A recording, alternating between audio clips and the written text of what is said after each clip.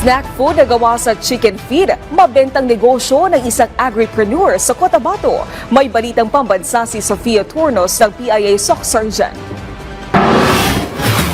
Sinong mag-aakala na ang isang chicken feed na sikat sa pangalang superworm ay pwedeng gawing isang matagumpay na food source or snack food para sa mga tao?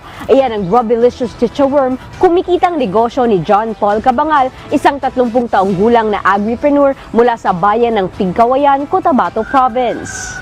Naging negosyante si Cabangal noong panahon ng COVID-19 pandemic habang nag-aalaga ng mga manok nang natuklasan nito ang potensyal ng pagkain sa manok na maaari palang mapagkakakitaan bilang isang masustansyang snack food.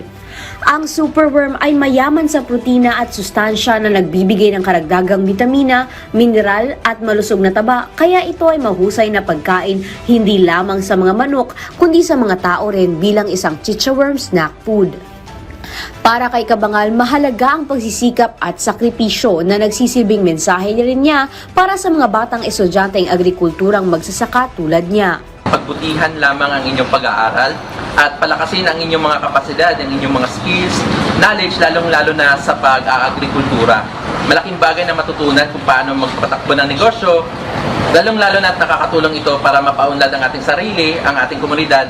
Ang paglalakbay ni Cabangal mula sa pagiging miyembro ng 4-H Club hanggang sa pagiging negosyante sa agrikultura ay nagpapatunay na ang dedikasyon at pagiging mapamaraan ay mga pangunahing sangkap para makamit ang layunin sa buhay tungo sa tagumpay. Mula sa Philippine Information Agency SOC Sergeant, Sofia Zabate Turnos, Balitang Pambansa.